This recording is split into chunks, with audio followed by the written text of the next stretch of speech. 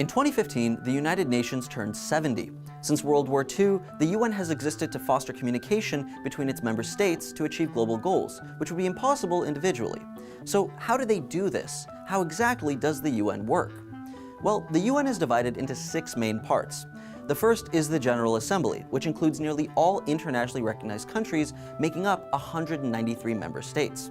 The Assembly meets annually in September and debates issues on security and diplomacy. In 2015, the major topic is climate change and helping developing countries face the threat of global warming. Within the General Assembly, resolutions relating to defense, as well as administrative issues like new membership and budget, require a 2/3 vote.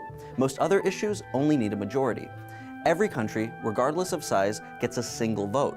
However, there are 2 states in the UN which are not actual members: the Vatican, whose government is called the Holy See, and Palestine. These are called permanent non-member observer states, and while they can't vote, they are allowed to take part in debates. The second arm of the UN is the Security Council. It exists to prevent conflict on a large scale, promoting peace through diplomacy or sanctions.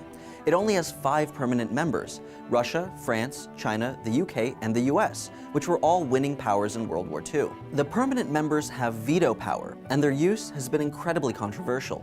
The US, for example, has vetoed dozens of resolutions against Israel for their actions in the Middle East. There are 10 more members representing Africa, Asia, Eastern Europe, Latin America, and Western Europe.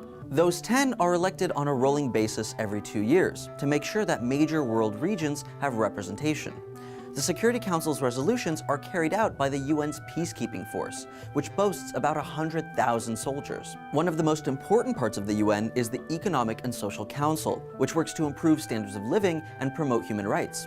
Most of what the UN actually does is centered around helping developing countries. The Council works with specialized agencies like the World Health Organization and High Commission for Refugees to make that happen. The judicial arm of the UN is the International Court of Justice. This is where international law violations are debated and prosecuted, although countries with significant power can often refuse to comply with their decisions. The 5th arm of the UN is actually not operational. The Trusteeship Council was created in the 1940s to help developing territories and dependencies become independent countries. The council was suspended in 1994 after helping more than 70 countries gain independence. And finally, the Secretariat is essentially the internal administrative workings of the UN.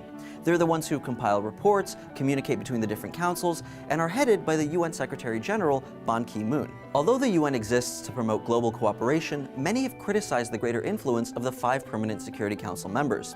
Still, the UN has seen incredible advancement in fighting hunger, poverty, and child mortality. Without communication and cooperation, the world would be considerably worse. Want to get a deep dive into why the UN Security Council has 5 permanent members? Check out Secret Daily's video to find out more. So if the 15-member council passes a substantive resolution, all 193 members are obliged to follow through. As you can imagine, member states at large do not always agree with the council, which has led to some instances of dissent. Thanks for watching TestTube News. Make sure to like and subscribe for new videos every day.